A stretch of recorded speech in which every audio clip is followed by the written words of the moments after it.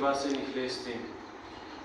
सिलसिला क्रमबद्ध चलते ही जा रहा है। लाडली बहना आवास योजना के फार्म सभी पंचायतों में भरवाए जा रहे हैं और इसी तरह से चलते चलते सिलसिला आ चुका है डिहिया पंचायत के अंतर्गत। एक है डिहिया नरसिंहपुर, दोनों अगल बगल की पंचायतें हैं, लेकिन विडंबना सिर्फ एक ही बात की है कि दोनों ही पंचायत में पंचायत भवन नहीं है।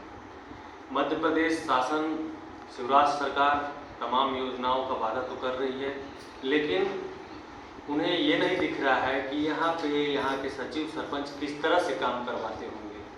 गलती सचिव सरपंच की नहीं है, गलती कहीं कहीं शासन स्तर से है। जो पंचायत भवन यहाँ पे, यही नहीं रीवा जिले में बहुत से ऐसे पंचायत हैं जहाँ पंचायत भवन आज भी नहीं बने हुए, न तो इस पे कोई विचार किया जा रहा है किसी प्रकार का। हमारे बीच यहाँ पे सचिव साहब मौजूद हैं। सचिव साहब से हम जानना चाहेंगे हम कि आप पहले तो हमारे दर्शकों को अपना नाम बताएं। क्या नाम है? मेरा नाम है शिवेंद्र मिश्र, पंचायत सचिव, जनपद पंचायत की ग्राम पंचायत रीवा में। मैं इस डिहिया ग्राम पंचायत में लगभग 1 वर्ष से ऊपर हो गया है। मैं पंचायत सचिव के पद पर पदस्थ हूँ। सचिव साहब, सीधा सवाल मेरा एक आपसे है। 1 साल से आप यहाँ पर हैं, आपने इससे पहले लाडली बहना का भी फॉर्म भरवाया होगा, उसका भी क्रियान्वयन सही रूप से होगा जी। आप क्या मानते हैं कि सरकार की जो 1000 रुपये की ये योजना है, इन महिलाओं के लिए सार्थक साबित हो रही है?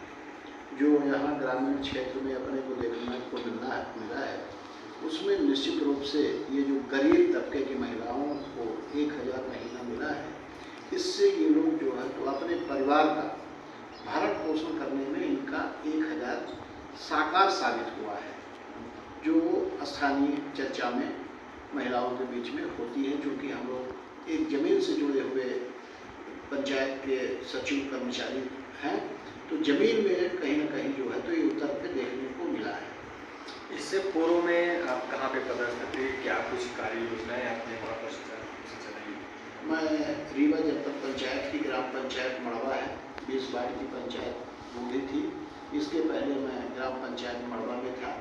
तो वहाँ समग्र स्वच्छता में जो माननीय प्रधानमंत्री जी का कार्यक्रम चला है, उसमें मैं मड़वा में जैसे आया, योजना चली रही थी उस समय जो है तो हमारी जनपद पंचायत में 2-3 पंचायतें ऐसी हैं जहाँ की आज भी जो शहर में व्यवस्था है कचरा उठाने की, वो गाड़ी हमारी मड़वा ग्राम पंचायत में हमारे समय में ही आई थी। वो व्यवस्था निरंतर आज भी मड़वा में, हमारा गांव भी मड़वा से बगल में ही है, 8-10 किलोमीटर के एरिया में देखने को मिल रहा है।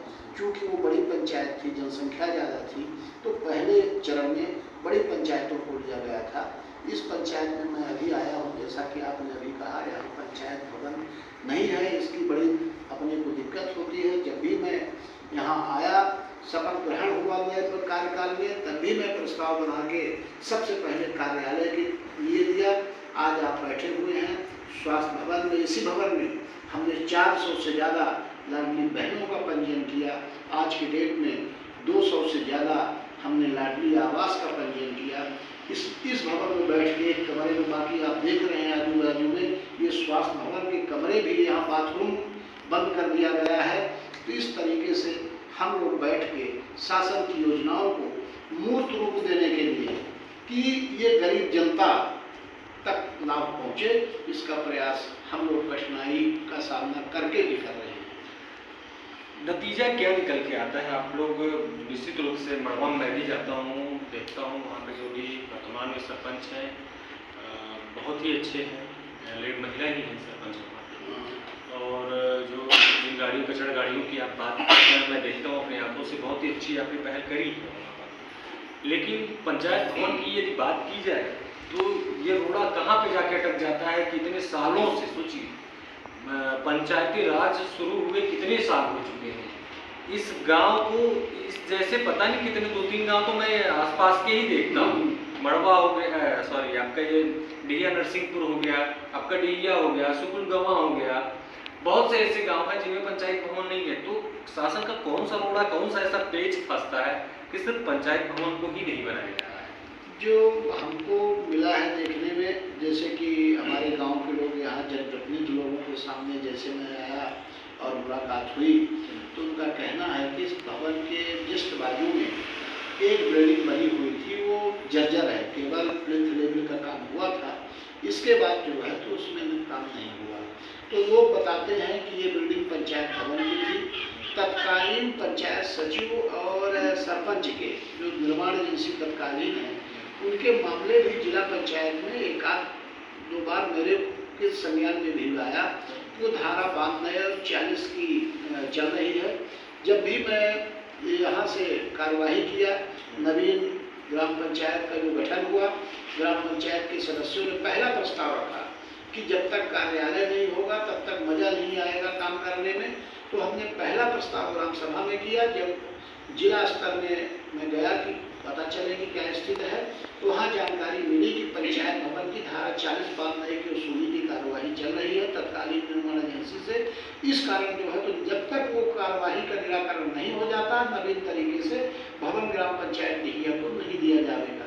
जबकि इंजीनियर ने भी लिख के दे दिया कि ये प्लिंथ लेवल से ऊपर हुआ ही नहीं। तो हमारा भी मानना है और प्रशासन से अनुरोध है कि चूँकि प्लिंथ लेवल का जो कार्य हुआ, धारा 92 और 40 की वसूली की कार्यवाही चल रही है, तो आप तत्कालीन निर्माण एजेंसी से वसूली का आदेश करिए। हम कहते हैं कि उसमें 50,000 व्यय हुआ है, 80,000 व्यय हुआ है, तो आज वो बिल्डिंग तो बनने के लायक है नहीं। आप नवीन भवन सेंक्शन कर दीजिए और उसकी जब वसूली हो जाएगी तो आप उसमें पूर्ति कर लीजिएगा। कम से कम जो है तो एक कार्यालय होना चाहिए। हर छोटे से छोटे गांव में कार्यालय की व्यवस्था यदि नहीं है तो हमारे आमजन कहाँ आके अपनी समस्याओं की बात रखे। इसलिए हमने जिला से भी अनुरोध किया है, आने वाले समय में यदि हमको सेंक्शन मिलता है तो यदि हम रहते हैं यहाँ तो निश्चित रूप से ये सबसे महत्वपूर्ण होगा कि भवन बने। डिहिया में सबकी मांग है। अच्छा, पंचायत के साथ साथ अपनी कार्य योजना की भी अगर बात की है तो कार्य योजना में भी चर्चा कर ली जाए कि एक कलेक्टर हुआ करते थे मध्य प्रदेश, पंचायत सचिव हुआ करते थे जुलानिया जी। जुलानिया जी कहा जाता है कि पंचायतों को ऐसा बिलोर के गए हैं, ऐसा बर्बाद करके गए हैं कि काम कराना मुश्किल हो जा रहा है, सब चीज़ का बजट कम हो जा रहा है। किस तरह से कार्य करवाया जा रहा है, जरा एक आध प्रकार से एक वाक्य बताएं। देखिए, इस संबंध में तो मैं बिल्कुल, चूँकि तकनीक से जुड़ा हुआ व्यक्ति हूँ, लगभग हमारी आज 26 साल की पंचायत सचिव पद पर नियुक्ति भी हो चुकी है। मैं ला करने के बाद पंचायत सचिव की नौकरी किया हूँ जी। तो हमारे घर में तकनीकी में रहे हैं, एसडीओ रहे हैं, इंजीनियर रहे हैं। जुलानिया साहब ने जो व्यवस्था बनाई पंचायतों की, वो व्यवस्था जैसे निर्माण कार्य के संबंध में आपसे चर्चा करेंगे।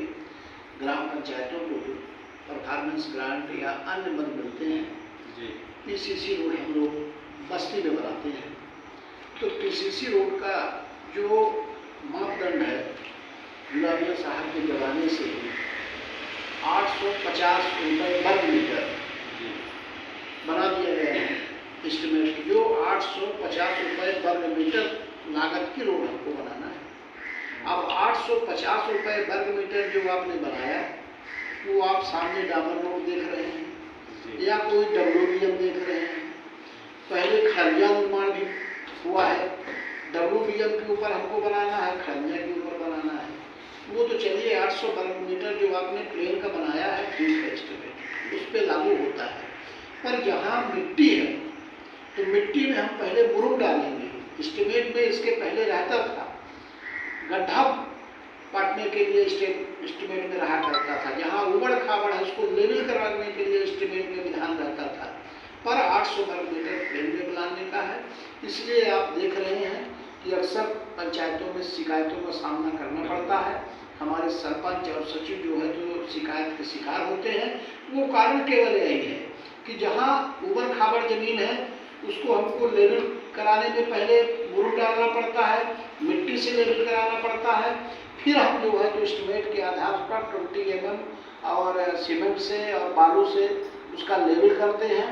तो लागत ज़्यादा है और एस्टिमेट में जो प्रावधान है वो कम है। इसलिए जो है तो पंचायतों में कहीं मिट्टी में कम करेंगे, कहीं जो है तो सीमेंट में कम करेंगे, उससे हमारी रोडें आज जो इसके पहले जब एस्टिमेट बनते थे, आप देखिए ग्राम पंचायत सहिजना आपके बाजू में है, मैं वहाँ 14 के पहले था, 98-99 से मैं 2-3 रोड बनाया हूँ।